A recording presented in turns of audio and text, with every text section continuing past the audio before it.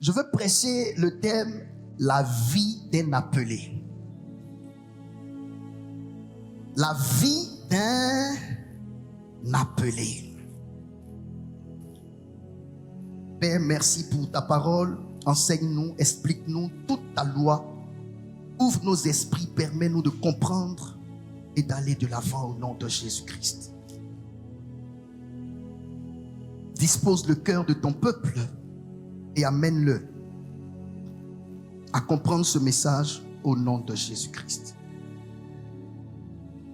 Alors, on va se tenir ensemble debout pour la première lecture. Genèse chapitre 25, 19 à 34.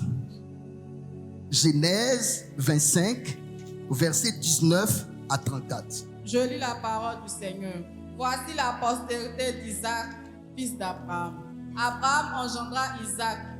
Isaac était âgé de 40 ans quand il prit pour femme Rebecca, fille de Bethuel l'araméen, de Padam Aram, et sœur de Laban l'araméen.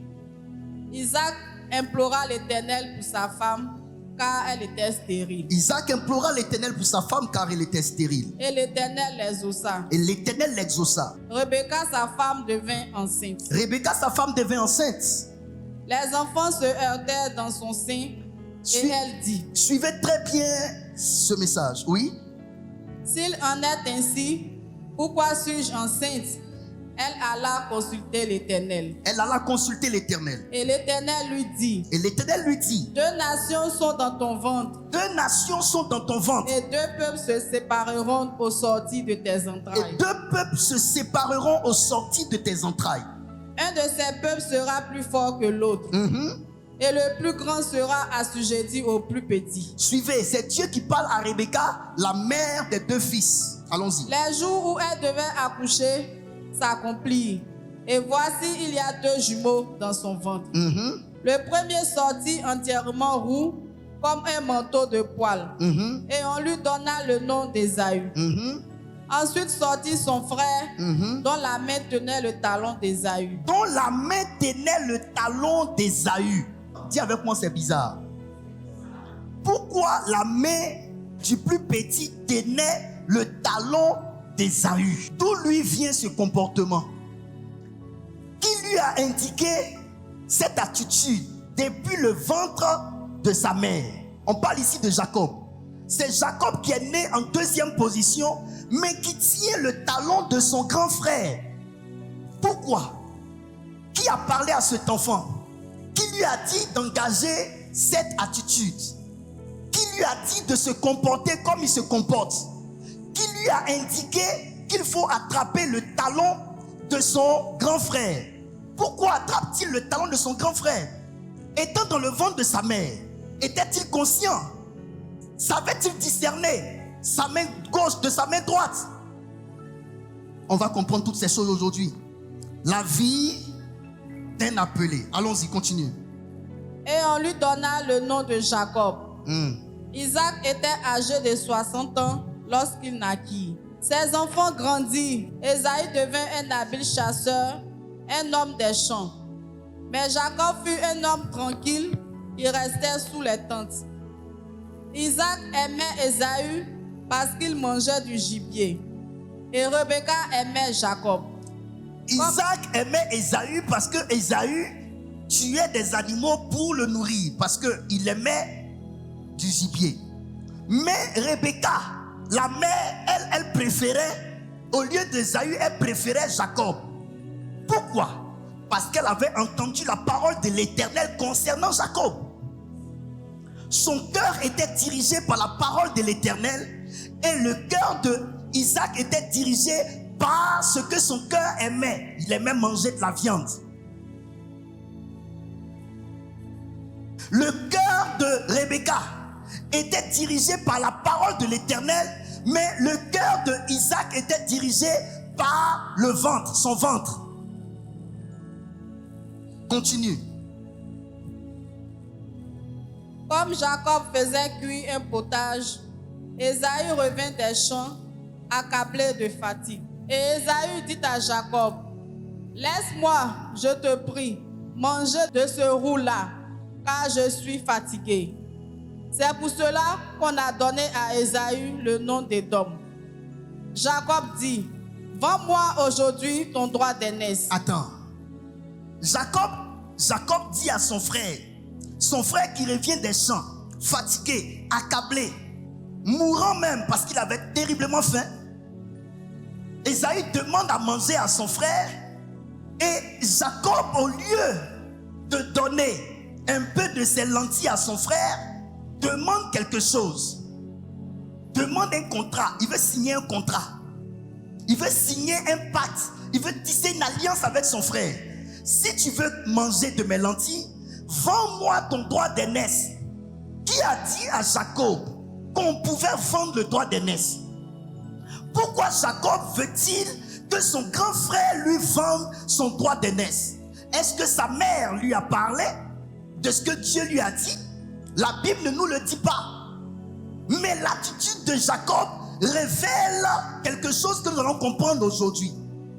Pourquoi alors demander à son frère de lui vendre son droit d'aînesse?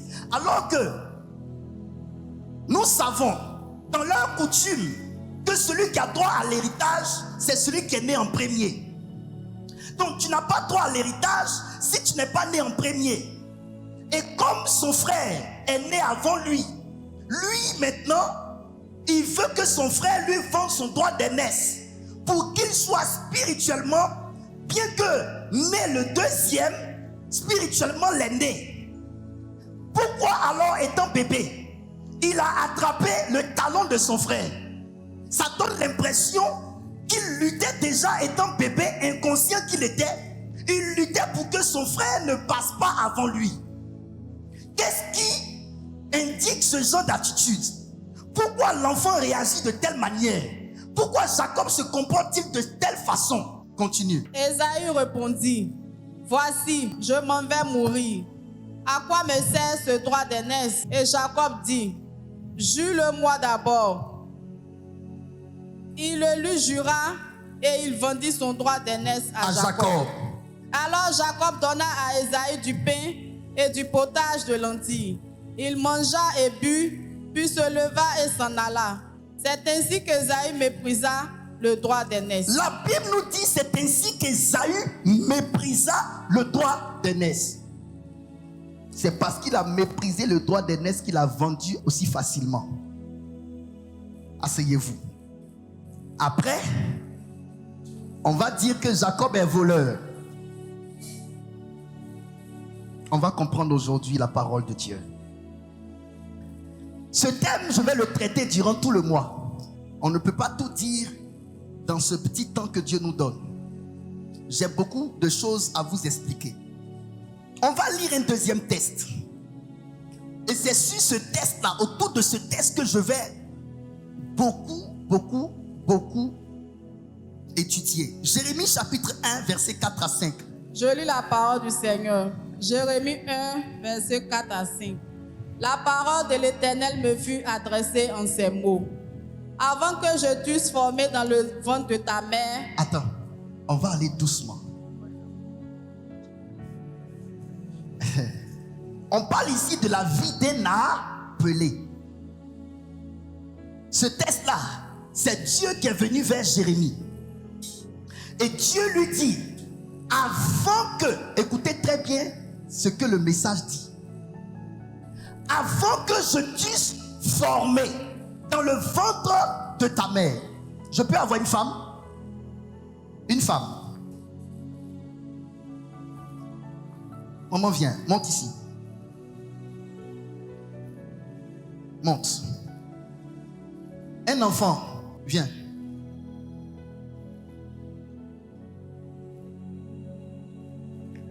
Tu as porté comment ta chaussure là?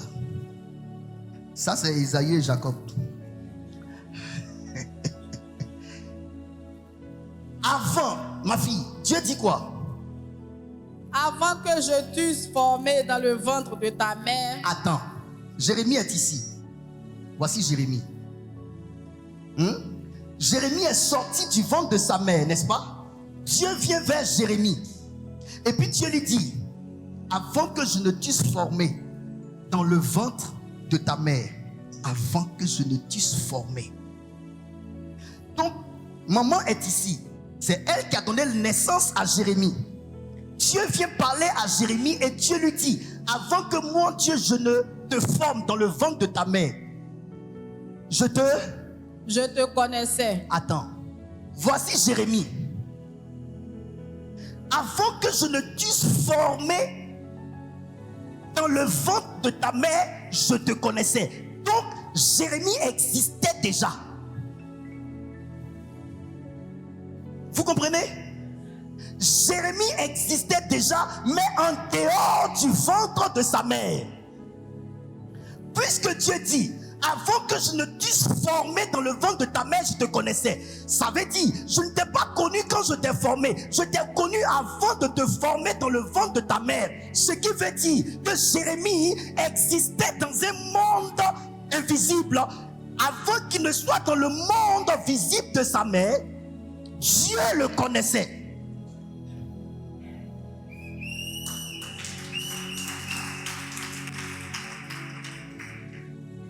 La maman ne connaissait pas encore Jérémie. Le papa de Jérémie, papa biologique, ne connaissait pas encore Jérémie. Mais Dieu connaissait déjà Jérémie. Jérémie ne s'appelait pas Jérémie après avoir été formé. Jérémie s'appelait Jérémie avant d'avoir été formé dans le ventre de sa mère. Répète avec moi. J'existais avant d'exister dans le ventre de ma mère. Continue. Et avant que tu fusses sorti de son sein. Et avant que tu fusses sorti de son sein. Je t'avais consacré. Je t'avais consacré. Tout ça c'est avant. Avant que je t'eusse formé dans le ventre, je te connaissais. Avant que tu fusses sorti, je t'avais consacré. Tu n'es pas encore sorti. C'est bien avant que tu ne sortes du ventre de ta mère. Avant que ta maman ne te pousse et ne t'accouche. Dieu dit, il t'avait déjà consacré. Ce n'est pas encore à l'homme physiquement manifesté que Dieu parle. Dieu parle à l'homme spirituellement manifesté. L'homme n'a pas encore eu de corps. Que Dieu le connaissait déjà. L'homme n'est pas encore sorti du ventre de sa mère. Que Dieu l'avait déjà consacré. Continue.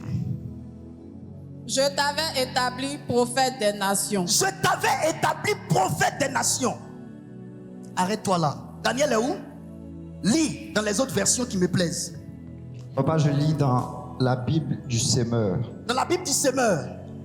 Avant même de te former dans le ventre de ta mère. Avant même de te former dans le ventre de ta mère. Je te connaissais. Je te connaissais. Avant que tu viennes au monde. Avant que tu ne viennes au monde. Je t'avais mis à part. Je t'avais mis à part. Je t'avais destiné à être prophète pour les nations. Je t'avais destiné à être prophète pour les nations. Attends.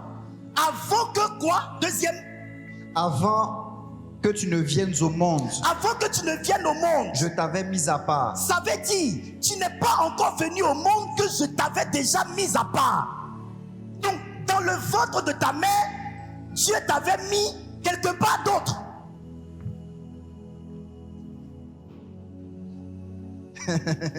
Dieu avait déjà délocalisé Jérémie étant dans le ventre de sa mère. On pouvait localiser Jérémie par rapport à sa présence dans le ventre de sa mère, mais Dieu dit, je t'avais mis à part. Ça veut dire, je t'ai enlevé du ventre de ta mère pour te mettre quelque part d'autre.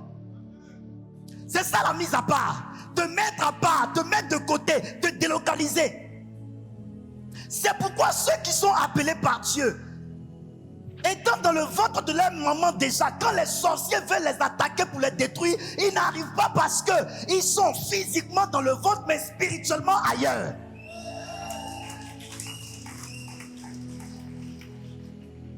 Continue. Je lis la parole de Dieu dans la version français courant. Oui.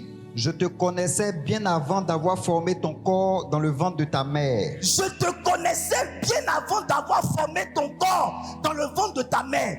Donc, dans le ventre de votre mère, ce n'est pas vous qui êtes formé, c'est juste votre corps qui est formé.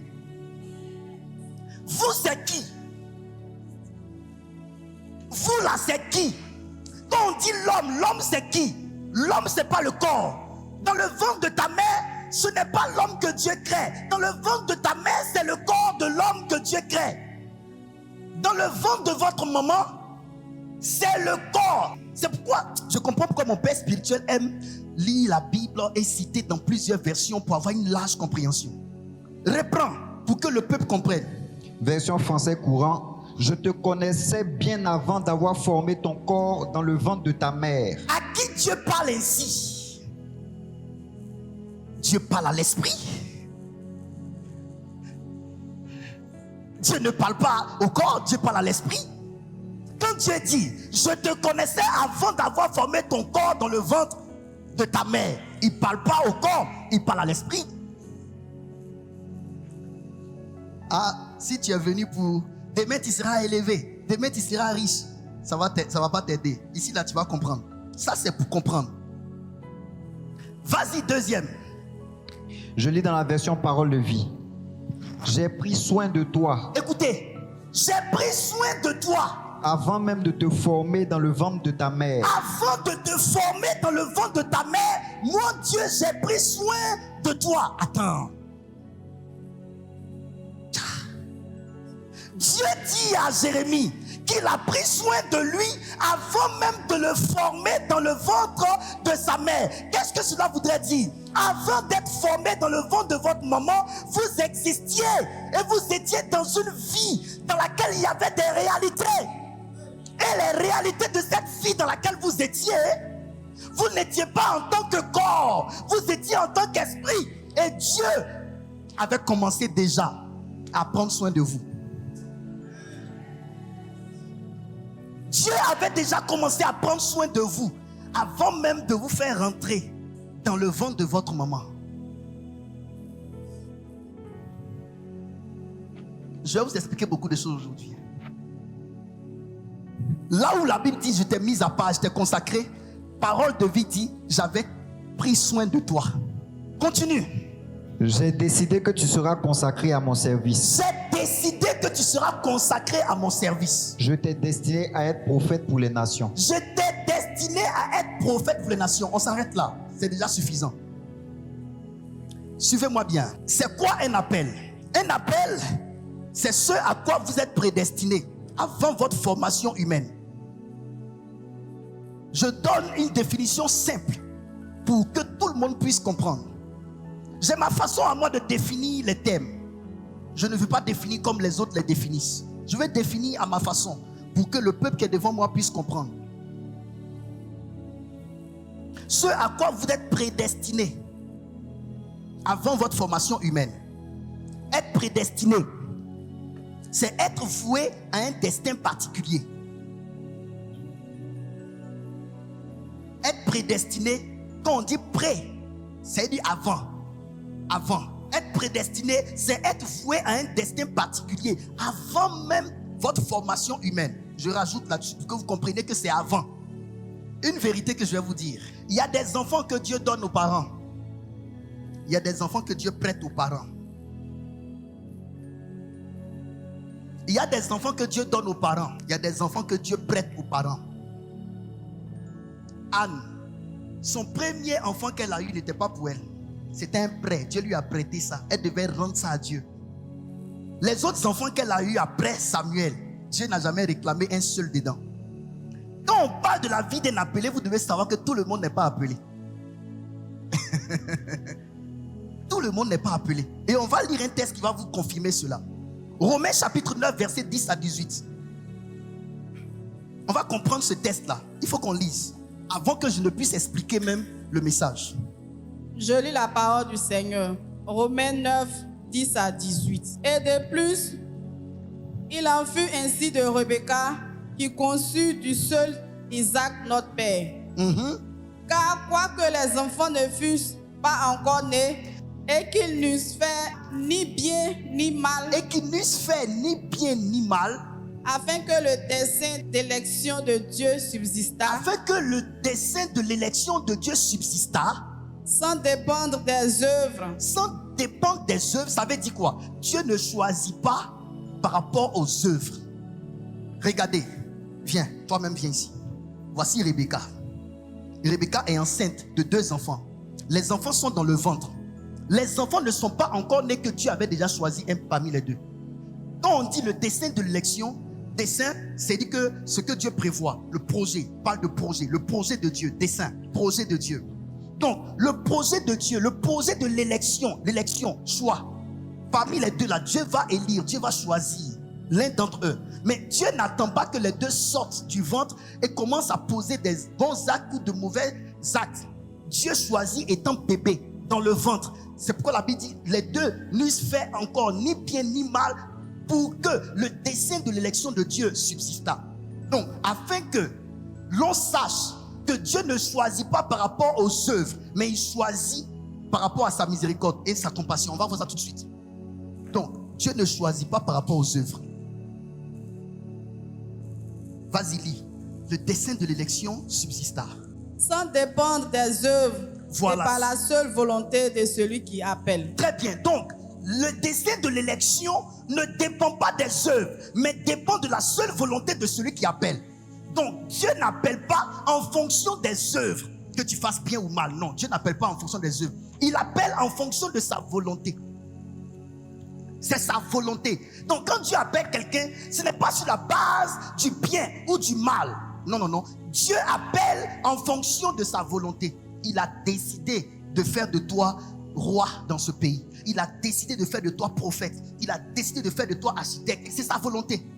Ce n'est pas le bien ou le mal qui crée la différence. Non, ce n'est pas parce que j'ai bien fait que Dieu m'a choisi. Ce n'est pas parce que j'ai mal fait que Dieu ne m'a pas choisi. Dieu choisit par rapport à sa volonté. Il décide de manière unilatérale de poser son regard sur telle personne.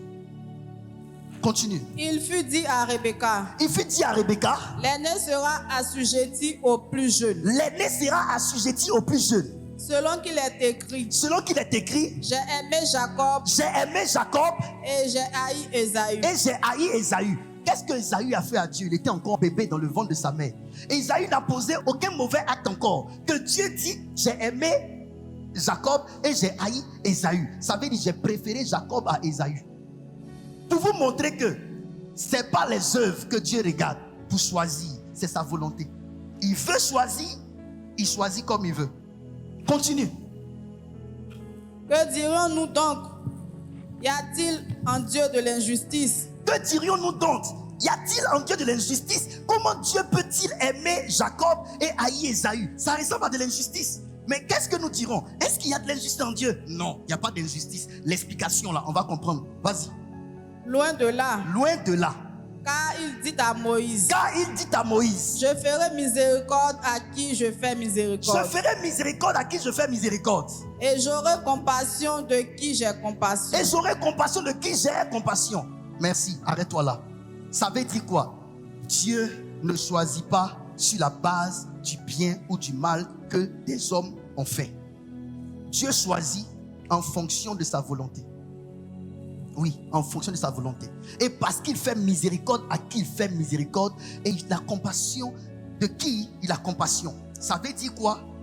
Quand vous regardez, l'élection n'a pas débuté à la sortie des enfants. C'est étant dans le ventre de leur maman que Dieu avait déjà choisi.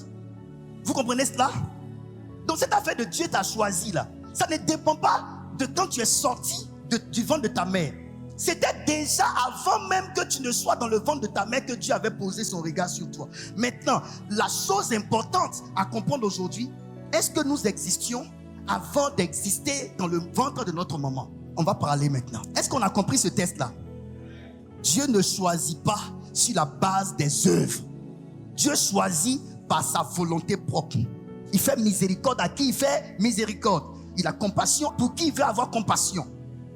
Donc, moi que Dieu a choisi ici comme prophète, ce n'est pas parce que je fais de bonnes choses ou que j'ai fait de bonnes choses ou de mauvaises choses. C'est parce qu'avant que je ne sois formé dans le ventre de ma mère, il avait déjà décidé par sa volonté que je sois prophète. Point.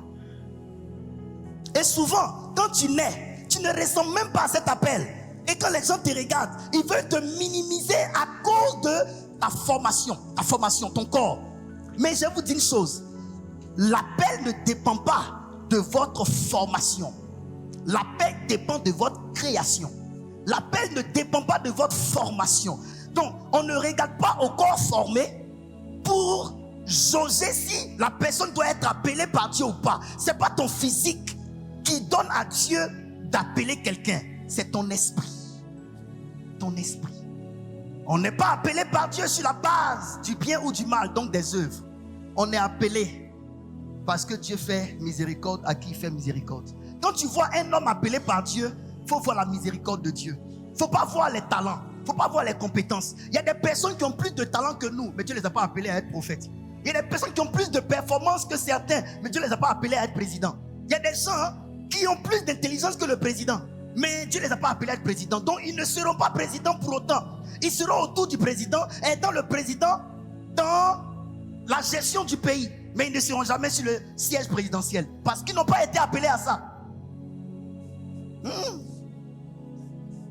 Et quand Dieu appelle quelqu'un, l'appelé doit savoir que ce n'est pas ses œuvres qui ont motivé son appel. C'est la miséricorde de Dieu et la compassion de Dieu. Quand je regarde, moi, Franck Romary, prophète que je suis, dans ma famille, mon papa n'est pas prophète, ma maman n'est pas prophétesse, ma lignée n'a pas de prophète. Mais comment se fait-il que moi, qui suis issu d'une famille animiste où aucun de mes pères, aucune de mes mères n'a été prophète ou prophétesse, je suis sorti prophète? Quand Dieu m'a appelé prophète, ma famille a dit quoi? On n'a jamais vu ça dans notre famille ici. C'est quoi Franck veut venir créer encore? Cette nouveauté que Franck veut créer dans notre famille. Quand vous voyez un appelé, vous voyez la miséricorde de Dieu. Je répète, quand vous voyez un appelé, vous voyez Dieu qui a fait grâce à quelqu'un. On ne mérite pas. On ne mérite pas d'être appelé. La faveur de Dieu a parlé pour nous. La miséricorde de Dieu a parlé pour nous. C'est pour cela, l'appelé ne doit pas être orgueilleux. L'appelé est orgueilleux lorsqu'il pense que c'est sur la base de ses compétences, de ses capacités que Dieu l'a appelé. Non, Romain nous dit, les enfants étaient déjà dans le ventre de leur maman. Ils n'étaient même pas encore nés, pas encore conscients que Dieu avait déjà choisi. Bon, toi, tu n'étais pas encore conscient. On te choisit déjà. Avant même que tes yeux ne s'ouvrent, que tu sois conscient. Tu viens et puis tu te joues les durs. On peut avancer. La Bible dit ceci. Suivez-moi bien. L'homme a été créé en deux phases. L'homme a été numéro 1, créé, et il a été numéro 2, formé. Créé vient du mot para en hébreu. Ça veut dire créé à partir du néant. Donc, Dieu a d'abord créé l'homme avant de le former. Former, c'est le mot yatsar. Yatsar en hébreu. Ça veut dire à partir de quelque chose qui existait, donc la poussière de la terre. Vous devez d'abord comprendre, quand on parle de bara en parlant de l'homme créé à l'image de Dieu. Quand Dieu dit, faisons l'homme à notre image, selon notre ressemblance, dites-moi, est-ce que Dieu est humain? Dieu n'est pas humain. Donc quand Dieu dit faisons l'homme à notre image, selon notre ressemblance, il ne parlait pas de la dimension de l'homme en tant qu'humain. Parce que l'humain n'est pas humain. Quand Dieu dit faisons l'homme à notre image, Dieu est esprit. Donc à notre image et notre ressemblance là, c'est faisons l'homme en tant qu'esprit. Vous me comprenez? Faisons l'homme à notre image. Ne parlez pas d'abord de votre côté humain. Parce que Dieu qui est le modèle, celui qui on doit regarder pour créer l'homme là, il n'est pas humain, il est esprit. C'est pourquoi il a dit créer. L'homme a eu deux phases dans sa création. Il a été d'une partie créé et il a été d'une partie formé. La création de l'homme lie l'homme à Dieu. La formation de l'homme lie l'homme à la terre. Bara et Yatsar. Bara, homme esprit à partir du souffle de Dieu. Yatsar, homme formé à partir de la poussière de la terre. Est-ce qu'on peut avancer?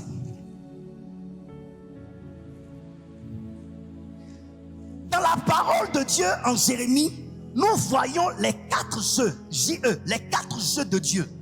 Les 4 jeux de Dieu qui s'adressent à l'homme. Les 4 jeux de Dieu sont les 4 types d'investissement de Dieu dans la création et la formation de l'homme. Vous me comprenez? J-E. Les 4 jeux. Va en Jérémie. On va reprendre Jérémie. Il dit, avant que je t'eusse formé.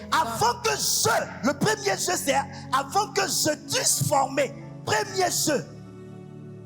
Ça, c'est dans la formation. Mais écoutez, avant le jeu de la formation de l'homme, il y a d'abord eu d'autres jeux. Donc, avant que vous ne soyez formés dans le ventre de votre mère, Dieu a agi dans votre vie. Il a investi dans votre vie. Écoutez-moi bien. Vous aviez commencé à obtenir les soins de Dieu avant même que vous n'atterrissiez dans la matrice de votre maman. Je répète, quand tu médites profondément ce passage, tu te rends compte de combien de fois Dieu nous a aimés. Il dit, tes parents biologiques ont commencé à prendre soin de toi quand tu étais dans le ventre de la mère. Parce qu'elle partait à l'hôpital, elle mangeait, elle se soignait, parce que tu as commencé à exister dans son ventre. Mais Dieu te dit, avant que lui ne te forme dans le ventre, pour que ta maman soit consciente qu'elle a une existence humaine dans son ventre, Dieu avait déjà commencé à prendre soin de toi. La maman est ici. Elle n'est même pas encore consciente qu'elle va prendre ventre. Mais ici, toi, tu existais déjà. Pourquoi? Parce que tu avais été déjà créé. La création de l'homme dévance la formation de l'homme. Dieu a dévancé le monde de la création de l'homme avant le monde de la formation de l'homme. Donc, vous devez savoir, vous étiez déjà conçus avant même que vous ne soyez formés.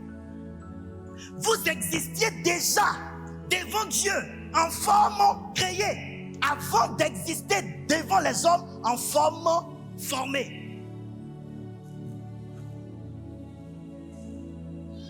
Vous comprenez? Maintenant, suivez-moi. Dieu dit, vas-y.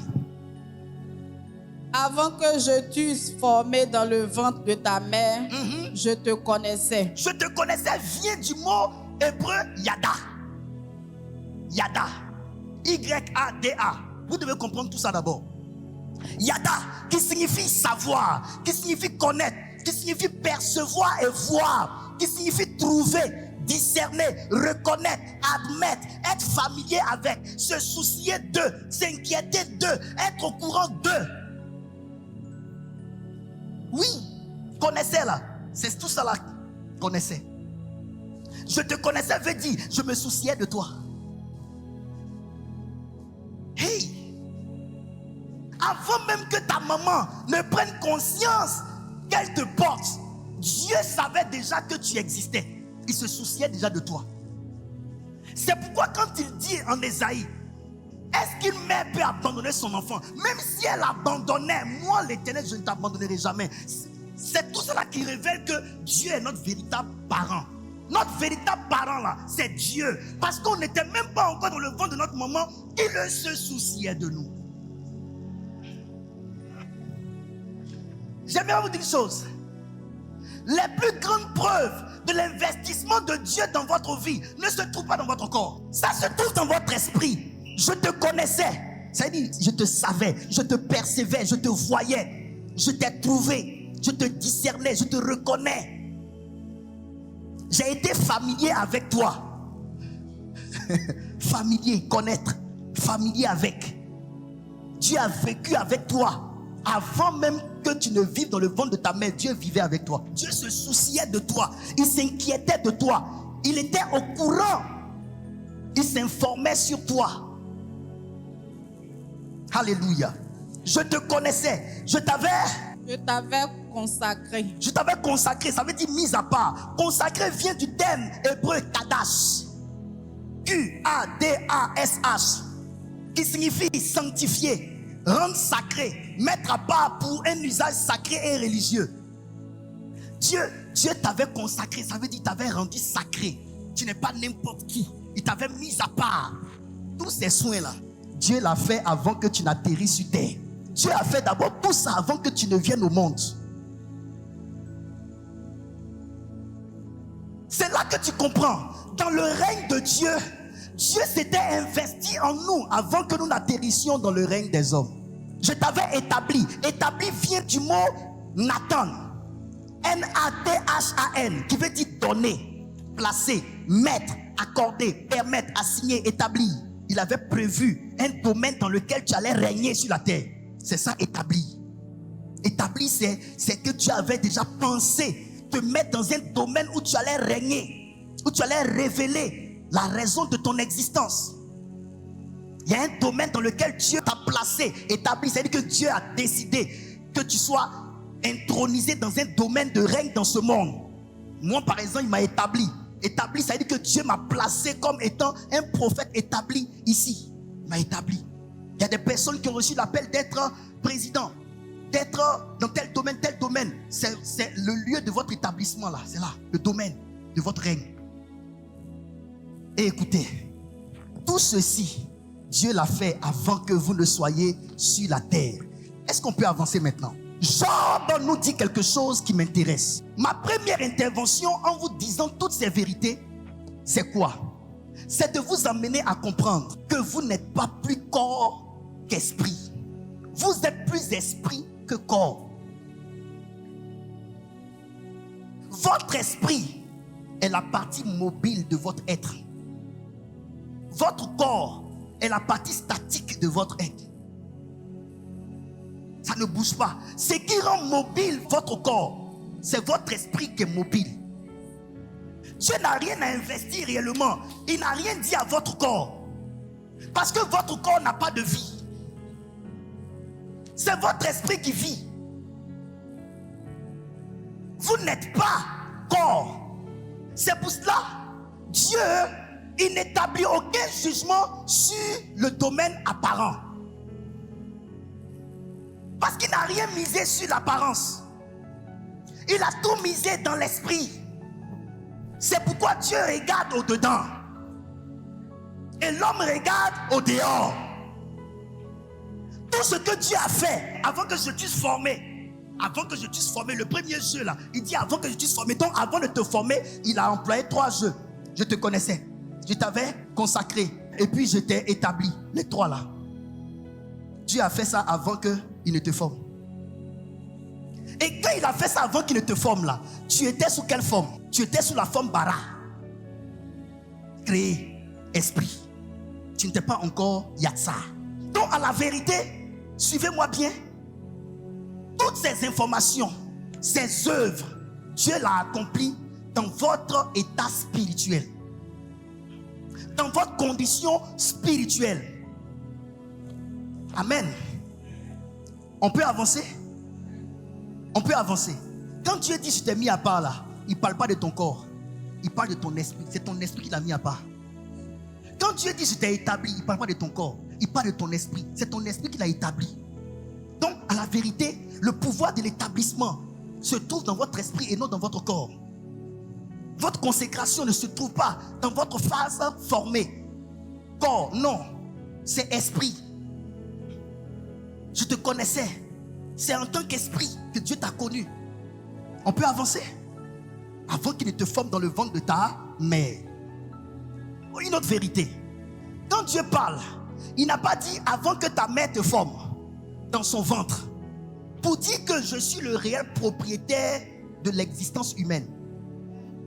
C'est pourquoi j'aimerais vous dire, nos parents biologiques sont des gestionnaires. Le propriétaire de notre vie s'appelle Yeshua El-Mashiach. C'est Dieu qui est le propriétaire de notre vie. Et donc, c'est Dieu qui trace notre destin. C'est lui qui nous a formés dans le ventre de notre maman. Job chapitre 32, versets 8 à 9. Je lis la parole du Seigneur. Job 32, versets 8 à 9. Mais en réalité, dans l'homme, c'est l'esprit. En réalité, dans l'homme, c'est l'esprit. Le souffle du Tout-Puissant. Le souffle du Tout-Puissant. Pourquoi? Parce que l'esprit émane de lui. L'esprit, en réalité, dans l'homme, c'est l'esprit. Donc, Job te dit, l'homme que vous voyez là, en réalité, dans l'homme là, ce qui est dans l'homme, c'est l'esprit. Vous comprenez tout de suite pourquoi Dieu dit, avant que je ne t'eusse formé, je te connaissais. Parce que je t'avais déjà créé. Et quand il dit l'esprit, le souffle du Tout-Puissant, parce que vous émanez du souffle de l'esprit. Votre esprit vient du souffle. C'est pourquoi Jésus a soufflé sur ses disciples. Et ils ont reçu l'esprit. Ils sont allés opérer comme Jésus opérait. Ça vient du souffle. Vous n'avez pas vu dans la parole de Dieu que la Bible dit quand Dieu a formé le corps de l'homme, il souffla dans ses narines. Le souffle là, de Dieu là, c'est ça qui est l'esprit de l'homme. C'est pourquoi ici Job dit, en réalité dans l'homme c'est l'esprit, le souffle du Tout-Puissant. Votre esprit est sorti du souffle du Tout-Puissant. C'est pourquoi il souffla dans les narines de l'homme. Vous comprenez ça? Maintenant, il y a quelque chose dans le souffle. Il y a une fonction du souffle du Tout-Puissant en nous qui donne l'intelligence. Donc, c'est en réalité dans l'homme, c'est l'esprit, le souffle du Tout-Puissant qui donne de l'intelligence. L'intelligence là, c'est quoi? Cette intelligence que donne le souffle du Tout-Puissant, qui est l'esprit de l'homme dans le corps de l'homme, donne de l'intelligence. Cette intelligence là, c'est quoi? C'est la connaissance de tout cet investissement de Dieu avant que l'homme ne soit formé.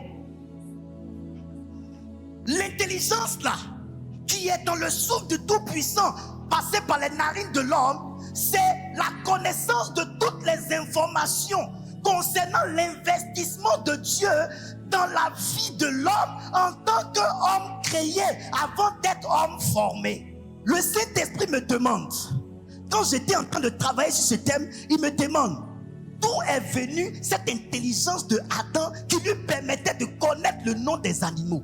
C'est le souffle du Tout-Puissant. Dites-moi, quand Dieu parle à Jérémie et que Dieu lui dit, avant que je t'eusse formé dans le ventre de ta mère, je te connaissais. Première information, avant que je t'eusse formé, donc c'est Dieu qui m'a formé. C'est la première information. C'est l'intelligence que donne le souffle du Tout-Puissant là. L'intelligence que donne le souffle du Tout-Puissant devrait amener l'homme à comprendre que c'est Dieu qui l'a formé dans le ventre de sa mère. Première information. Deuxième information, l'intelligence qui vient du souffle du Tout-Puissant en l'homme là devait en principe emmener l'homme à savoir que Dieu l'avait déjà connu avant qu'il ne soit formé. Cette information là devait être dans la tête de l'homme. Troisième information, l'intelligence qui vient du souffle du Tout-Puissant devait amener l'homme à réaliser que Dieu l'avait déjà consacré. Quatrième, l'intelligence là qui vient du souffle du Tout-Puissant devait amener l'homme à réaliser que Dieu l'avait déjà établi. Mais pourquoi Jérémie ne savait pas tout ça? Pourquoi Jérémie ne savait rien de tout ça? Aujourd'hui, il faut que je prêche ça pour que plusieurs se rendent compte que, donc avant qu'on ne soit formé dans le ventre de notre mère, on existait. On existait. Écoute, tu es plus âgé que ton corps. Votre corps est votre petit frère. Tu es plus grand que ton corps. La partie de vous la plus ignorante s'appelle corps. C'est votre corps qui ne sait rien. C'est pourquoi quand votre âme sort de votre corps là ne peut pas se défendre pour dire ne me mettez pas dans le cercueil, ne peut pas parler. Votre corps ne vaut rien. Votre corps est inerte. C'est pourquoi Dieu n'a rien donné comme information à votre corps. Toute l'information, il a donné ça à votre esprit.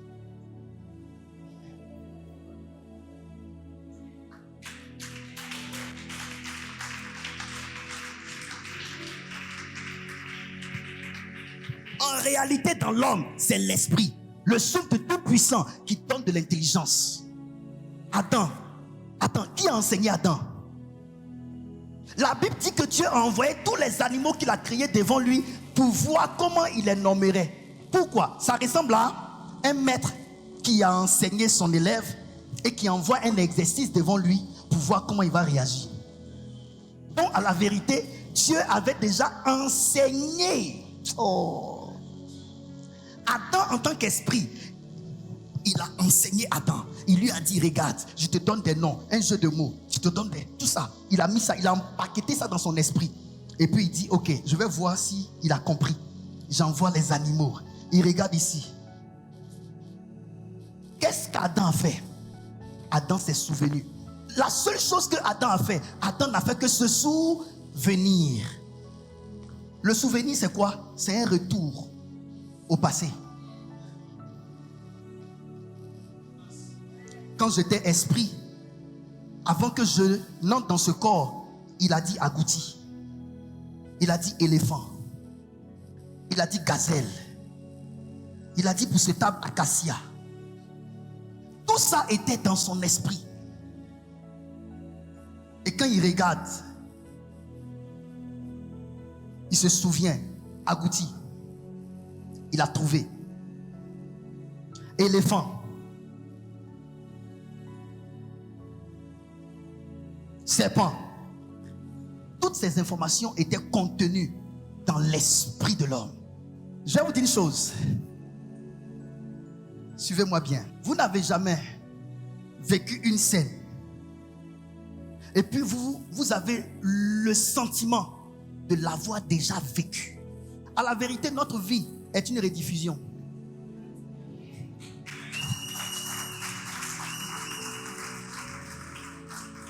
Notre vie sur la terre ici, là, c'est une rediffusion.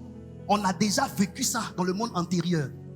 Notre esprit est au courant de beaucoup de choses avant que nous n'atterrissions ici. Je vais vous expliquer pourquoi nous sommes en retard. Ah Seigneur, on a beaucoup perdu. Adam nous a tués. Ève, elle a mal fait. Suivez-moi bien. Tu es là, tu vis une scène et puis tu as le sentiment que tu l'as déjà vécu. Les Français appellent ça la réminiscence. La réminiscence. Tu l'as déjà vécu. Tu vois, tu rencontres quelqu'un, tu as l'impression que tu l'as déjà rencontré. Comme si vous vous connaissez. Tu dis à la personne, tu ne me connais pas? La personne dit non. Tu lui expliques, la personne dit non. À la vérité, cette personne-là fait partie des personnes que ton esprit a rencontrées dans le monde spirituel avant que vous ne fassiez votre rencontre dans le monde physique.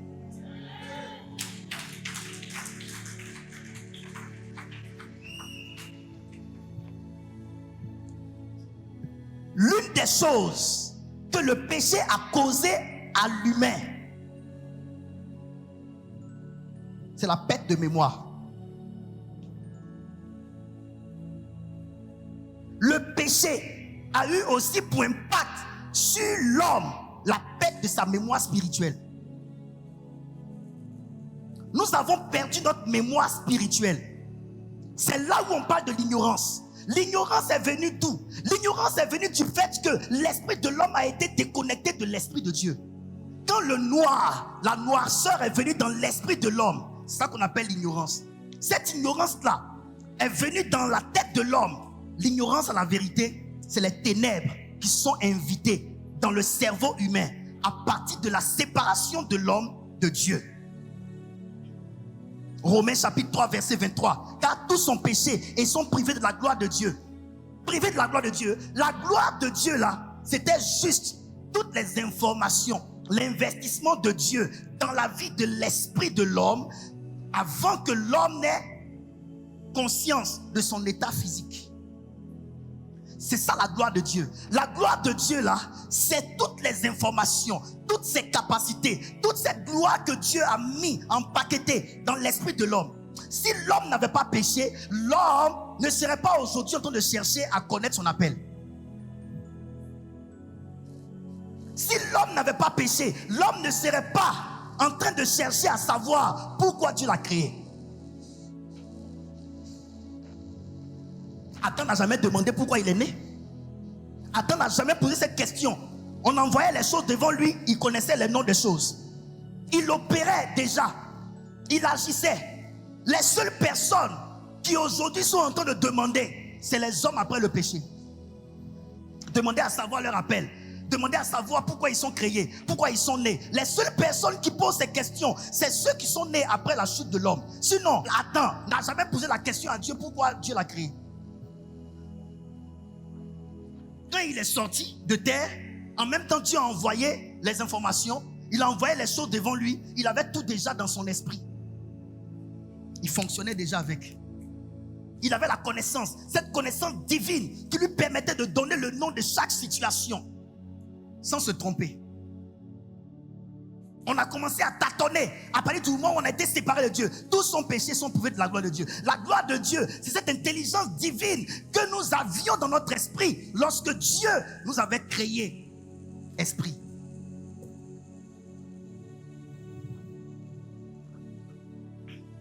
Ceux qui sont dans la dimension de la voyance, ils te disent que la voyance, c'est la lumière. Ça veut dire, les non-voyants, c'est les ténèbres. Tu ne vois pas. Tu es censé voir, mais tu ne vois pas. Mais tu ne vois pas. Quand tu ne vois pas, qu'est-ce que tu fais? Tu rentres dans ta maison, il fait noir. Qu'est-ce que tu fais pour voir? Tu allumes la lumière. Mais est-ce que vous savez que la gloire de Dieu, là, c'était cette lumière-là qui n'était pas à l'extérieur de nous, mais qui était dans notre esprit?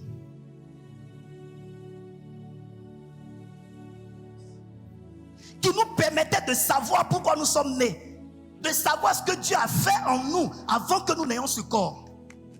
À la vérité, ça ne devait pas être Dieu qui nous enseigne toutes ces choses. On devait les savoir. La vie de l'appelé. On ne peut pas aller dans la vie de l'appelé tant qu'on n'a pas expliqué tout ce que j'explique. Il faut que tu comprennes. Il y a des informations qui sont dans ton esprit. Mais parce que tu as été coupé de Dieu, la lumière n'est plus dans ton esprit. Donc tu ne vois pas. Les informations sont là. Mais il faut la lumière pour les découvrir. Quand tu rentres dans ta maison, tu as mis un billet de banque ici à gauche. Mais parce qu'il y a le noir dans la maison, tu ne sais pas où ça se trouve. Les objets sont dans la maison. Ta table est dans la maison. Ta caisse est dans la maison. Ton vélo est dans la maison. Ta voiture est dans la maison. Les bougies sont dans la maison. Les porte-monnaies sont dans la maison. Mais parce qu'il fait noir, tu n'arrives pas à identifier, n'est-ce pas? Est-ce que parce qu'il fait noir, les choses ne sont pas à leur place? Si on coupe le courant ici et que tout est noir ici, est-ce que vous ne seriez pas quand même sur les chaises? Donc les choses sont là. Les informations sont en fait là. Mais les informations sont dormantes.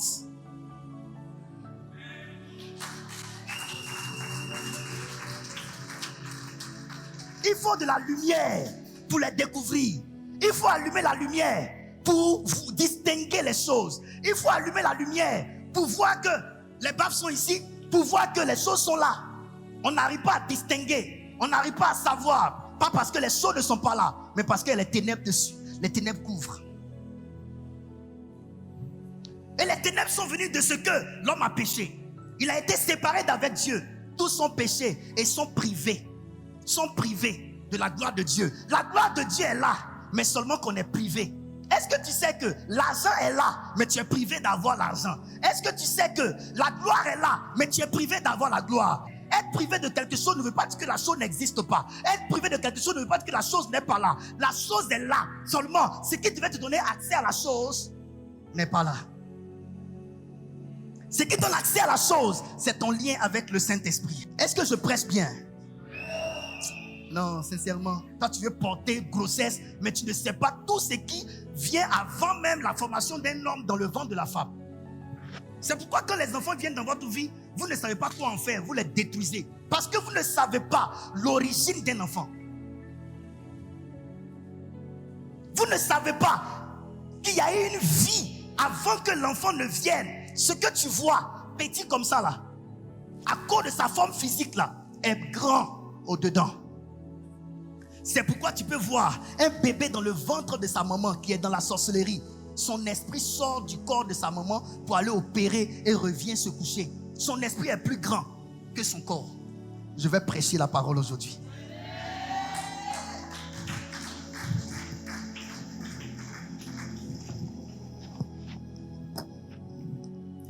J'ai dit, quand Dieu a soufflé comme ça dans les narines de l'homme, il n'a pas soufflé que son souffle. Il a soufflé, je t'ai consacré. Il a soufflé, je te connaissais. Il a soufflé, je t'avais établi. Toutes les informations qui sont dans les trois jeux là étaient déjà soufflées.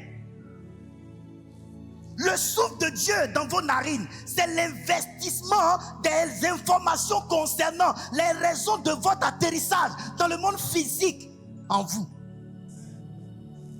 C'est les informations concernant votre pouvoir, votre potentiel, votre capacité sur terre à manifester.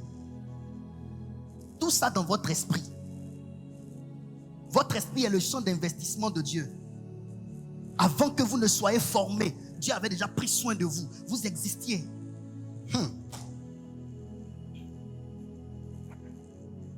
On peut aller. Pourquoi nous sommes coupés de ces réalités? Parce que en Ecclésiaste chapitre 3 verset 1, la Bible dit il y a un temps pour toutes choses sous le soleil. Ça veut dire le changement ne s'opère que sous le soleil. Sous le soleil, un homme peut changer et devenir femme. Une femme peut changer et devenir homme. Vous savez ça? Attendez, je vais vous expliquer. Il y a un temps pour toutes choses sous, on dit sous le soleil. Ça veut dire, au-delà du soleil, il n'y a pas un temps pour tout. Au-delà du soleil, rien ne change.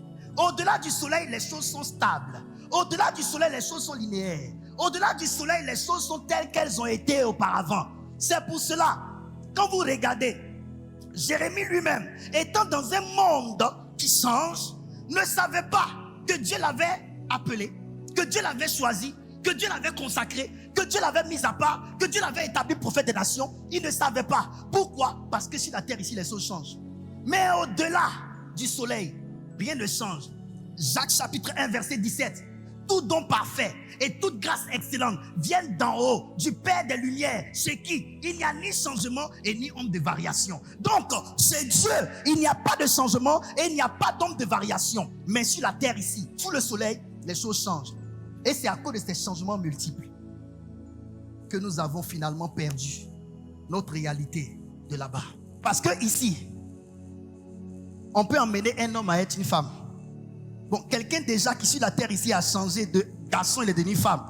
Tout ce que Dieu a dit le concernant, c'est en tant qu'esprit garçon, il est devenu femme. Comment il va être en contact avec ces réalités?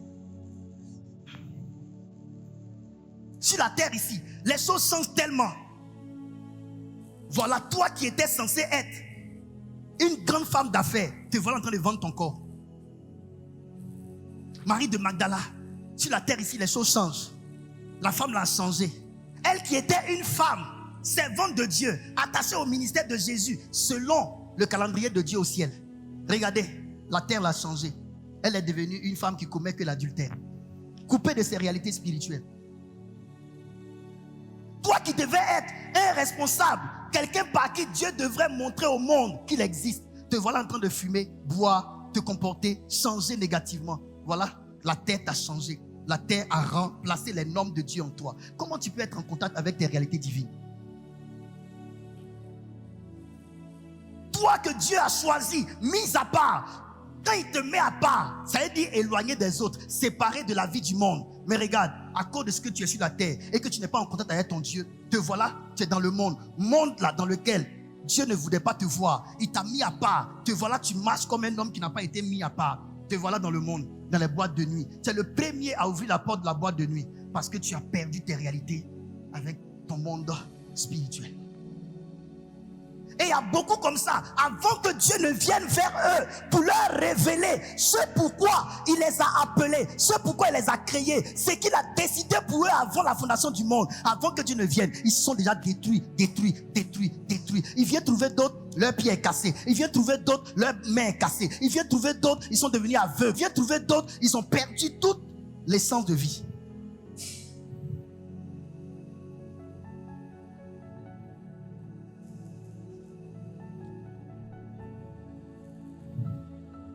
Des personnes que Dieu a prévues dans son plan secret, consacrées à lui, ces personnes-là sont dans le monde comme ça, éparpillées, en train de commettre toutes sortes d'animosités et de péchés. Parce que tu n'es pas en contact avec Dieu pour qu'il te dise ce qu'il a prévu pour toi avant que tu ne viennes. D'autres, ne sachant pas ce que Dieu a prévu pour eux, des femmes, c'est le mariage qui a guidé leur tête. Je vais me marier, je vais me marier, je vais me marier. Jusqu'à quand tu allais marier musulman, tu allais marier kanka, tu allais marier, il ne sait pas quoi.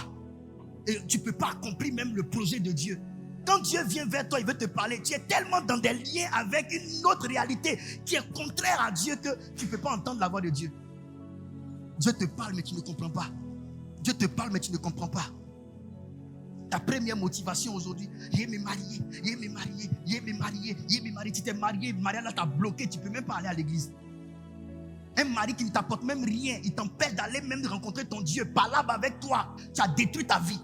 Toi qui étais appelé à être une femme par qui les gens allaient connaître la gloire de Dieu. Aujourd'hui, parce que tu n'as pas compris ça, tu t'es engagé dans plusieurs voies qui ont détruit ta vie. Aujourd'hui, tu n'as même plus confiance en toi. Tellement que tu as vécu de frustration en frustration, divorce en divorce, séparation en séparation. Les gens t'ont pris, ils t'ont boué. Les hommes t'ont pris, ils t'ont boué. Ils t'ont youyara, ils t'ont boué. Ils t'ont youyara, ils t'ont boué. Tu sors de ces relations cabossées, détruites. Tu es là maintenant, tu ne crois plus en personne. Quand Dieu dit t'aime, tu dis non. Parce que les hommes t'ont trop montré que tu n'es rien. Tu ne crois plus en toi. Ils t'ont vidé de ta confiance en toi à cause de ce que tu es dans un monde changeant. Et tu n'as pas su attraper la main de Dieu très tôt. Quand le Seigneur est allé vers toi pour te dire viens, il va te montrer pourquoi il t'a envoyé sur la terre. Tu dis non, tu veux encore vivre la vie dans le monde. Quand tu portes ta vie, on voit que tu es jolie, mais qu'on enlève ces vergetures, on dirait passage de train. Ton corps est fané. Ils sont trop passés dessus. Regardez, je vais vous dire une chose. La Bible dit, avant que je t'eusse formé dans le ventre de ta mère, je te connaissais, n'est-ce pas? Hein? Votre appel, c'est quoi? Jérémie 29, verset 11. Lisons ce passage-là. Vous allez voir. Jérémie 29, verset 11. Votre appel, c'est rien d'autre que le projet de Dieu formé sur vous. Je lis la parole du Seigneur. Suivez, hein? Car je connais les projets que j'ai formés sur toi. Autant Dieu a dit à l'homme Jérémie, avant que je ne t'eusse formé, je te connaissais. Il dit également, je connais les projets que j'ai formés sur toi. Avant que je t'eusse formé, je te connaissais. Je connais les projets que j'ai formés. Là, connaître vient avant former. L'autre, avant que je ne t'eusse formé, je te connaissais. Vous comprenez? Vous comprenez? Donc ça veut dire que pendant que Dieu était en train de te former là, il formait également le projet sur toi. Le projet de Dieu formé sur toi lors de ta formation dans le ventre de ta mère, c'est l'appel de Dieu pour toi. Je connais les projets que j'ai formés sur toi. Il dit quoi? Projet de paix et non de malheur. Afin de te donner un avenir et de l'espérance. Et de l'espérance. À la vérité, votre appel est ce qui vous donne un avenir et de l'espérance dans la vie. Celui qui n'a pas d'appel n'a pas d'avenir. Celui qui n'a pas d'appel n'a pas d'espérance dans la vie. L'appel de Dieu pour vous est le projet que Dieu a formé sur vous lorsqu'il vous formait dans le ventre de votre maman. Et il le dit, c'est un projet de paix et non de malheur, afin de te donner un avenir. Quand tu ne sais pas pourquoi Dieu t'a créé, ce pourquoi Dieu t'a créé, tu as l'impression que tu n'as pas d'avenir. Parce que tu n'as pas de vision. L'appel te situe dans la vision. Oui. Quand j'ai su que Dieu m'avait appelé à être prophète, mais ma vie a été quadrillée. J'ai compris. Je savais directement ce que je devais faire dans ma vie. Toutes mes formations étaient dans le cadre de cet appel-là, ministère. Parce qu'il m'a dit que je t'appelle à être prophète. Quand vous connaissez votre appel, vous pouvez situer votre avenir. Quand vous avez votre appel, vous avez un avenir, vous avez de l'espérance. Quand je prie, je lui dis, je sais que mon lendemain sera meilleur parce que tu as prévu pour moi que je sois prophète. Et prophète que je suis là, je suis en train de suivre le trajet qui me mène à l'accomplissement de ce ministère prophétique. Je ne suis pas perdu dans le monde. J'aimerais dire une vérité. Votre appel est ce qui justifie la formation de votre corps dans le ventre de votre maman. C'est votre appel qui justifie la formation de votre corps dans le ventre de votre maman. Avant que Dieu ne forme votre corps dans le ventre de votre mère, il consulte d'abord votre appel. D'accord? Il va consulter. C'est toi. Je te connaissais. Comment il te connaît? Je t'ai consacré. Comment il t'a consacré? À quoi? je t'ai établi. Il t'a établi sur quel trône, quel domaine de règne sur terre avant de former votre corps. Tant que Dieu ne consulte pas ces 3 niveaux d'investissement dans votre esprit, il ne se met pas à vous donner une forme. À la vérité, la forme que Dieu donne à un homme est fonction de l'investissement que Dieu a fait dans l'esprit de l'homme. Si Dieu a décidé d'utiliser pour que tu sois un sujet de controverse, de contradiction et de confusion pour le monde, il va te donner une forme qui amène les hommes à te négliger.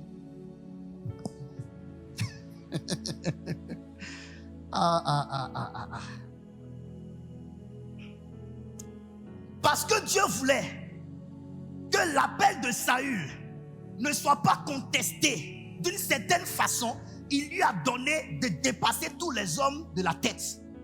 La taille et la forme que Dieu a donnée à Saül étaient fonction de son appel.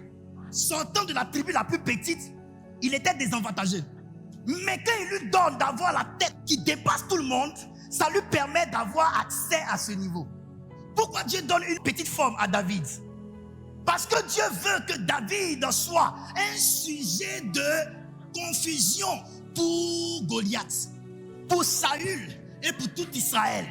Parce que si Goliath étant grand, si celui qui vient d'Israël, qui vient combattre Goliath est aussi grand de taille, les gens ne penseront pas à ce que c'est l'Éternel qui le fait. C'est pourquoi dans le livre du Nouveau Testament, l'apôtre Paul dit, ce grand trésor, nous le portons dans des vases de terre, afin que la gloire soit attribuée non pas à nous, mais à Dieu. Dieu ne tirerait pas sa gloire s'il utilise quelqu'un qui est fort et qui physiquement a les compétences. Il ne va pas tirer de gloire. Les gens diront c'est parce qu'il est intelligent qu'il a réussi. Les gens diront c'est parce qu'il est fort qu'il a réussi. Mais quand Dieu prend un nulard, quelqu'un qui est nul, dans un domaine où il faut les gens compétents, et puis c'est le nul qui réussit, les gens disent si ce n'est pas Dieu, Dieu ne peut pas réussir.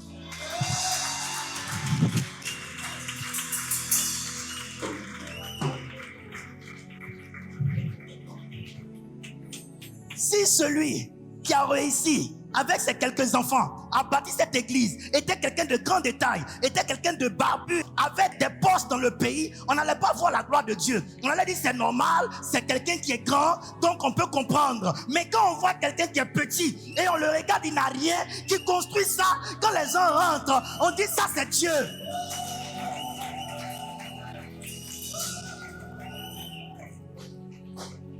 Donc, la configuration de votre état physique, c'est pour que Dieu dise gloire. C'est pourquoi il ne faut pas te fâcher. S'il t'a créé que tu n'as pas sein, il sait ce qu'il veut faire avec. S'il t'a créé que tu n'as pas fesses, il sait ce qu'il veut faire avec. Il va tirer ta gloire dans ça. Il va faire des choses avec ce qui te manque, avec ton handicap. Et les gens diront, mais c'est la personne qui est comme ça là qui a fait ça. Dieu va se révéler à travers ça. La façon dont Dieu t'a donné ta forme, la façon dont Dieu t'a donné ta taille, c'est fonction de ce qu'il a investi dans ton esprit avant que tu ne viennes. C'est pourquoi il ne faut pas laisser quelqu'un te minimiser. Toi, tu es clair, moi, je suis noir. Dieu veut faire quelque chose avec mon teint noir. Toi, tu es noir, moi, je suis clair. Dieu veut faire quelque chose avec mon teint clair. Il ne faut pas changer pour devenir clair. Il ne faut pas changer pour devenir noir.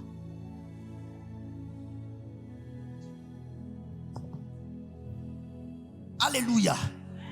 Tu es grand de taille, il veut utiliser cette taille-là pour sa gloire. Tu es petit de taille comme moi, venez vers moi. Il veut utiliser notre petite taille-là pour révéler sa gloire. Les gens diront, ah, c'est petit-là qui a fait ça. C'est la question que Dieu voulait qu'on pose. Quand il créait ton esprit, il a mis dans ton esprit que, à travers la forme que je vais te donner, je ferai en sorte que les gens disent par les œuvres qui sortiront de toi, c'est lui-là qui fait ça, afin que les gens puissent venir vers moi. À la vérité, Dieu veut à travers ta manifestation qu'on découvre qui se cache derrière ta formation.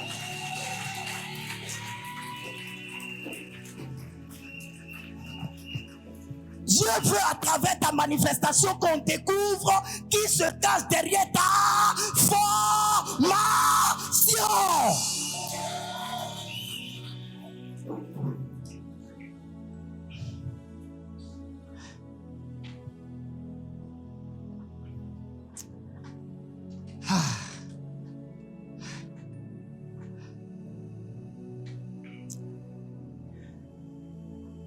Est-ce que vous savez que votre appel C'est ce qu'on appelle aussi la volonté de Dieu.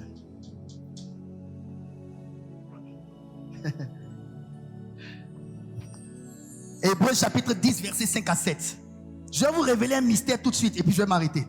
Je lis la parole du Seigneur. Hébreux 10, 5 à 7. Suivez bien. C'est pourquoi Christ, entrant dans le monde, dit. C'est pourquoi Christ, la Bible ne dit pas Jésus. C'est pourquoi Christ, entrant dans le monde, avant que je ne t'eusse formé un corps, tu étais où? Pas dans le monde. Tu étais en Dieu, dans le monde invisible. C'est pourquoi Christ, entrant dans le monde, Christ vient d'où? Il vient du sein du Père. Nous venons tous du sein du Père. C'est pourquoi il nous a... Il n'y a pas quelqu'un qui souffle sans sentir son bas-ventre faire un mouvement. Le souffle vient du ventre. Le souffle ne vient pas de la bouche. Le souffle vient du ventre. La bouche sert de passage au souffle. Le souffle vient d'ici. Essayez de souffler comme ça. Vous allez voir, votre ventre va commencer à bouger. Le souffle vient de là. Vient du sein, de notre sein. Christ, la Bible n'a pas dit Jésus. Jésus, c'est le nom qu'on a donné au corps de Christ.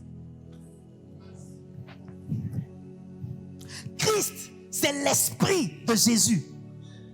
C'est pourquoi Christ, en entrant dans le monde, donc avant qu'il n'entre dans le monde, il était où? Dans le sein de son Père. Or que la Bible dit, Dieu habite une lumière inaccessible. Dieu est dans la divinité. Dieu est dans la partie invisible du monde invisible. Je l'ai dit ici une fois. Donc, nous étions déjà en lui. Et c'est étant en lui, dans son domaine de règne, qu'il a pris soin de nous. Donc, Christ avait déjà des charges sur lui. Le Père avait déjà investi Christ. Christ là, il savait clairement ce qu'il venait faire en entrant dans le monde. C'est pourquoi la Bible dit, c'est pourquoi Christ, en entrant dans le monde, dit, vas-y. Tu n'as voulu ni sacrifice, ni offrande, mais tu m'as formé un corps. Attends, quand je vous dis qu'à la vérité, ce n'était pas à Dieu de nous dire ce à quoi nous sommes appelés. Avant qu'on ne soit formés, nous avions toutes ces informations-là en nous. Ici, ce n'est pas Dieu qui parle à Christ. Ici, c'est Christ qui parle à Dieu son Père. Pourquoi? Parce qu'il n'est pas concerné par le péché. Et donc, il est dans la parfaite lumière. Il sait déjà tout. Et lui-même, il vient et puis il dit à son Père, tu n'as voulu ni sacrifice ni holocauste. Toi, il faut que Dieu vienne te dire d'abord avant que tu ne comprennes. Mais Christ, il savait ça et lui-même est en train de dire ça à son Père. C'est comme ça que nous devions être. Nous devions être nés sur la terre et puis on dit à Dieu, je sais que tu m'as créé pour que je fasse ça. Je m'organise pour commencer. Mais toi, tu es encore dans cette dimension.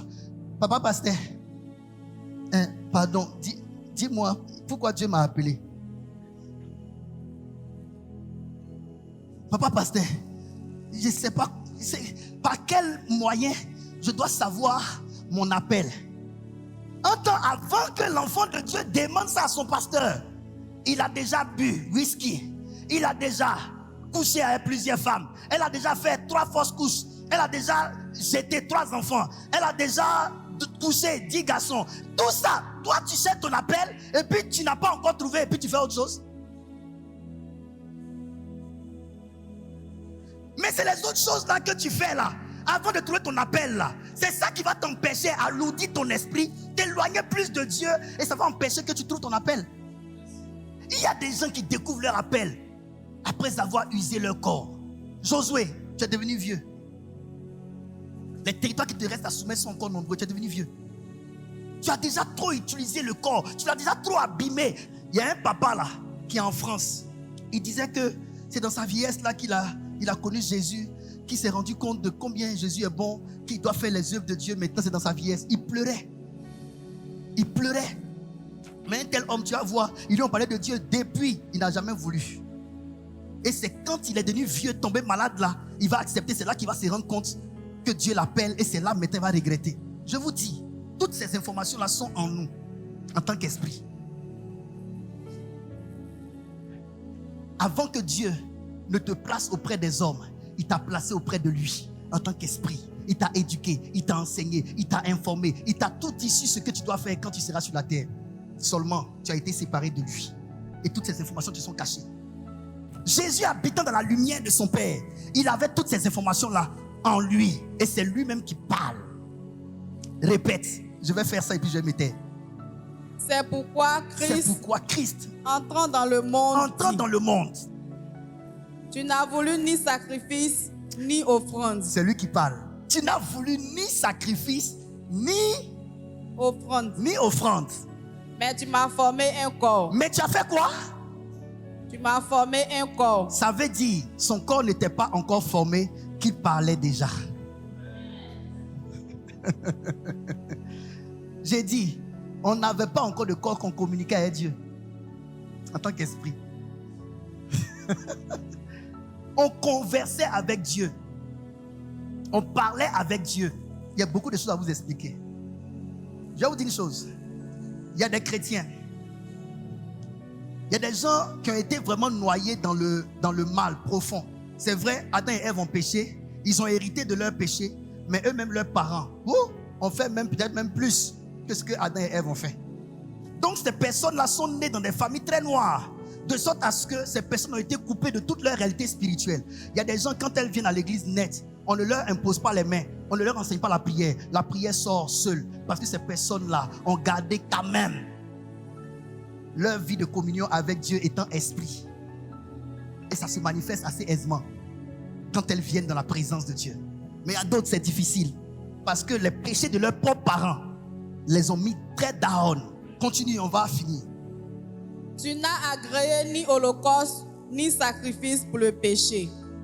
Alors j'ai dit, voici, je viens pour faire, ô Dieu, ta volonté. Voici, je viens pour faire, ô Dieu, ta volonté.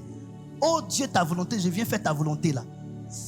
Je viens faire ce pourquoi tu m'as appelé. La volonté de Dieu qu'on fait, c'est l'appel de Dieu sur nous. Quand on parle de l'appel, c'est aussi faire la volonté de Dieu. Volonté de Dieu, c'est faire exclusivement ce pourquoi Dieu nous a créé, nous a donné un corps pour qu'on vienne sur la terre. Continue.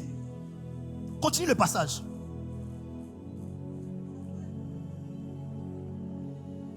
Après avoir dit d'abord, tu n'as voulu et tu n'as agréé ni offrande, ni sacrifice, ni holocauste pour le péché. Il dit ensuite, voici, je viens pour faire ta volonté. Il abolit ainsi la première chose pour établir la seconde. C'est en vertu de cette volonté que nous sommes sanctifiés. Oui. Par l'offrande du corps de Jésus-Christ, une fois pour toutes. Et tandis que tout sacrificateur fait chaque jour le service et offre les mêmes sacrifices qui ne peuvent jamais ôter les péchés. Très bien, arrête-toi là. Suivez bien, je vais vous donner une révélation ici. Quelqu'un est là? Oh, la parole de Dieu. La parole de Dieu. C'est pourquoi Christ, entrant dans le monde, dit, tu n'as voulu ni sacrifice, ni offrande, mais tu m'as formé un corps. Tu n'as agréé ni holocauste, ni sacrifice pour le péché. Alors j'ai dit, voici, je viens. Dans le rouleau du livre, il est question de moi. Pour faire, oh Dieu, ta volonté. Dans le rouleau du livre, il est question de moi. Quand il parle de dans le rouleau du livre, il est question de moi. Il parle de quel rouleau? Il parle de Apocalypse. Où la Bible dit, ils ont présenté un rouleau scellé par dedans et par dehors. Et ils n'ont trouvé personne pour ouvrir le livre et en rompre les sceaux. Et Jean était devant, il a commencé à pleurer. Le vieillard est venu vers lui et le vieillard lui a dit, ne pleure pas, car il est digne d'ouvrir le livre et d'en rompre les sceaux. Le lion de la tribu de Juda. Le lion de la tribu de Juda. Et il dit, quand il a tourné sa tête pour regarder, il a vu un agneau comme immolé, dont le sang versait. D'accord? C'est dans deux mondes différents.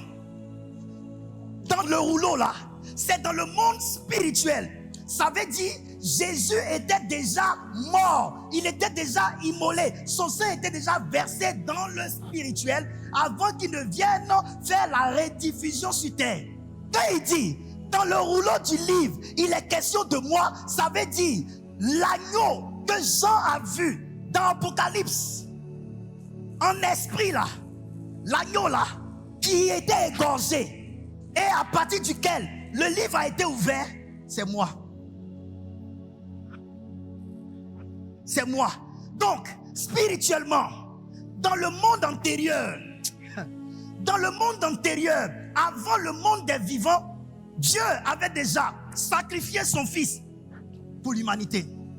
Jésus maintenant devait venir parce que le corps lui a été maintenant donné. Étant esprit, il ne pouvait pas l'accomplir ici. Il ne pouvait que l'accomplir dans le ciel.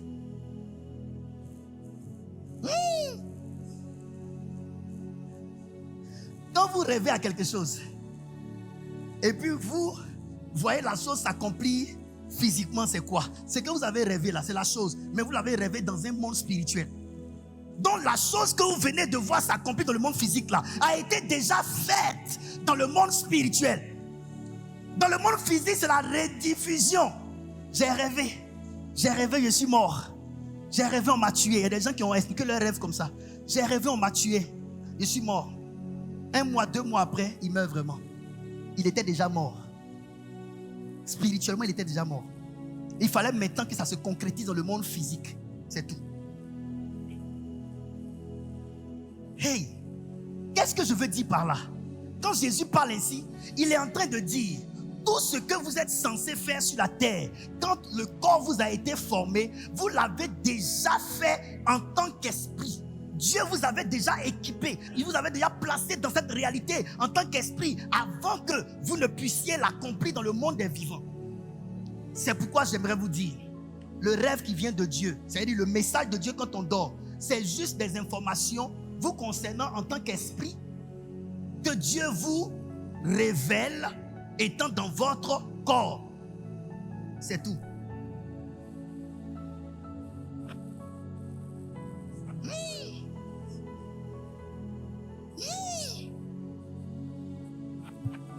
Regarde, quand tu as rêvé que dans le rêve, tu as eu beaucoup d'argent, si c'est de Dieu, tu as eu beaucoup d'argent. Ça veut dire que Dieu te donne information que quand il t'a créé esprit, il a investi la richesse en toi. Maintenant, comme tu as quitté le monde des esprits et que tu es entré dans un corps physique et que tu es maintenant dans le monde des humains, il faut que tu amènes cette réalité spirituelle à la matérialisation physique. Qu'est-ce que tu dois faire pour que ce que tu as vu en rêve puisse s'accomplir sur la terre là? C'est ça maintenant que tu vas faire. Tu vas poser des actions. Tu vas prendre la correspondance de ce que tu as vu en rêve pour le s'aimer dans la maison de Dieu, pour le s'aimer dans la main d'un oint de Dieu, afin de faire la transaction. C'est pourquoi je vous explique. Christ est dans le monde invisible, il est esprit, il est ici en Dieu, il est déjà existant en Dieu, ici, en tant qu'agneau immolé. Il a été déjà égorgé, son sang coulait déjà. Ceux qui ont eu contact, qui ont pris contact avec le monde invisible, ont vu déjà un agneau qui est immolé. Il est vraiment immolé. Mais pour que cette réalité invisible s'adapte au monde visible, il fallait que Dieu trouve un trait d'union entre le monde invisible et le monde visible. Le trait d'union entre le monde invisible et le monde visible s'appelle Marie. Marie, pourquoi? Parce qu'elle est humaine. Puisque le Fils de Dieu vient du sein du Père, pour qu'on puisse le former, il faut qu'il soit formé dans le sein d'une femme. Et elle porte ce bébé. Elle le met au monde. Et ce qu'il a fait en tant qu'esprit, agneau immolé là-bas, il va l'accomplir ici en tant qu'agneau immolé qui ôte le péché du monde. Mais Jésus, il ne s'appelle plus Christ. Là, c'est Jésus. Il porte le nom d'un homme.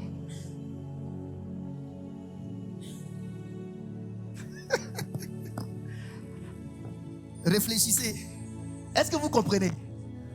Est-ce que vous comprenez?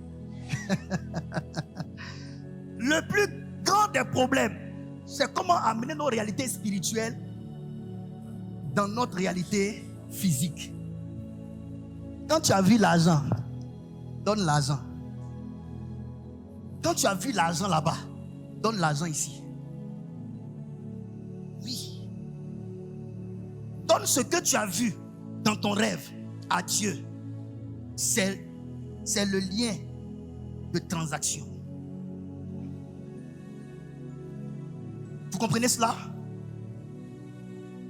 Donc à la vérité, pour finir maintenant, vous n'aviez pas besoin, si le péché n'était pas intervenu dans la vie de l'humain, l'humain n'allait pas avoir besoin de demander, Seigneur, quel est mon appel? Toutes ces informations sont déjà empaquetées dans son esprit. Christ n'a pas eu besoin qu'on lui donne des informations. Il est venu, il est devenu Jésus, il a pris le rouleau et puis il a lu le livre de Ésaïe. Il dit, l'Esprit du Seigneur est sur moi. Il m'a oint pour proclamer. Il cite, il finit. Et puis il dit, cette parole de l'écriture vient de s'accomplir. Les gens ont failli le lapider. Mais pourquoi il a dit ça? Il a dit ça parce que ça le concernait lui. Et il venait de réaliser ça. Donc toutes ces choses que Jésus a eu à faire, ce sont des choses au sujet desquelles il était informé avant de venir. Mais nous aujourd'hui, on ne sait rien de ce qu'on doit faire. Parce qu'on est coupé de nos réalités spirituelles. Pourquoi? À cause du péché. Amen. Quelqu'un comprend cela? À partir d'aujourd'hui, comprends que tu as existé esprit avant d'exister corps. Ton corps va se fatiguer. Ton corps ira se reposer. Ton esprit va continuer le voyage. Je vous dis, en réalité, dans l'homme, c'est l'esprit. Le souffle du Tout-Puissant qui donne l'intelligence. Dernière chose. Pourquoi souvent Dieu nous parle en rêve? Pourquoi le Seigneur nous révèle des choses en rêve? Les informations que Dieu nous donne en rêve, ce ne sont pas des informations nouvelles. C'est un rappel. Je pose une question. Est-ce que vous savez qu'il y a des personnes qui ne rêvent pas? Est-ce que vous savez ça? Il y a des personnes qui ne rêvent pas du tout. Vous savez ça? Je vais vous donner une vérité, puis je vais m'arrêter. Dieu parle tantôt d'une manière, tantôt d'une autre. Mais l'homme n'y prend point garde. Et il dit, il parle à travers des songes. Lorsque l'homme est livré à un profond sommeil. Pourquoi Dieu dit que c'est lorsque l'homme est livré à un profond sommeil qu'il parle à l'homme? Parce que le profond sommeil s'assimile à la mort. Vous comprenez? Le profond sommeil s'assimile à la mort. Ça veut dire quoi? Quand il dit lorsque l'homme est livré à un profond sommeil, il est justement en train de dire lorsque l'esprit de l'homme est déconnecté un tant soit peu de son humanité. Vous comprenez? Lorsque vous êtes livré à un profond sommeil, vous n'avez plus conscience de vous-même. On peut crier votre nom, vous ne vous réveillez pas. Vous êtes mort. Quand vous savez aussi que l'esprit sort du corps de l'homme, lorsque l'homme est mort. Notre âme, notre esprit sortent lorsque l'homme est mort, la mort. Donc quand tu es dans un profond sommeil, c'est en ce moment-là que ton esprit s'éveille. Ton esprit se déconnecte de ton corps. C'est en ce moment-là que Dieu te rappelle des choses de ton esprit. Quand tu étais esprit qui t'avait dit, il te rappelle cela. Quand tu reviens, généralement, le corps que vous avez est tellement alourdi spirituellement que lorsque vous prenez l'information dans votre esprit et que vous rentrez en contact avec votre corps physique, vous oubliez des parties. Pourquoi vous oubliez des parties? Oublier ne veut pas dire ne pas avoir vécu. Oublier ne signifie pas ne pas avoir vécu. Tu as vécu la chose vraiment, mais seulement que tu as oublié. Pourquoi? Parce que ton esprit est en forme, mais ton esprit dans un corps qui n'est pas en forme, le corps qui n'est pas en forme influence les informations dans ton esprit. C'est pourquoi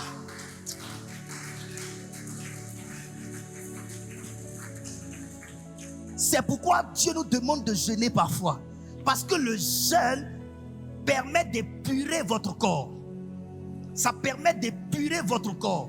Souvent, vous voulez prier. Jésus a dit, l'esprit est bien, mais la chair est liée à ça. L'esprit, c'est la volonté. Je veux prier, mais je n'arrive pas. Je veux bien faire, mais je n'arrive pas. Je n'arrive pas, là, se trouve dans ton corps, dans ta chair. C'est pourquoi il veut que tu médites la parole de Dieu. Jésus a dit, maintenant vous êtes purs parce que vous avez entendu ma parole. Pourquoi il dit, maintenant vous êtes purs? Parce que vous avez entendu ma parole. Parce que la parole de Dieu a un pouvoir de purification de votre être intérieur. S'il dit, maintenant vous êtes purs, ça veut dire, sans la parole de Dieu, vous êtes impurs. Maintenant, pourquoi quand je rêve, j'ai des informations, quand je me réveille, ça veut dire que mon corps s'est réveillé, mon esprit dedans, ça bug. J'oublie des informations parce que ton corps n'est pas pur. Tes pensées ne sont pas pures.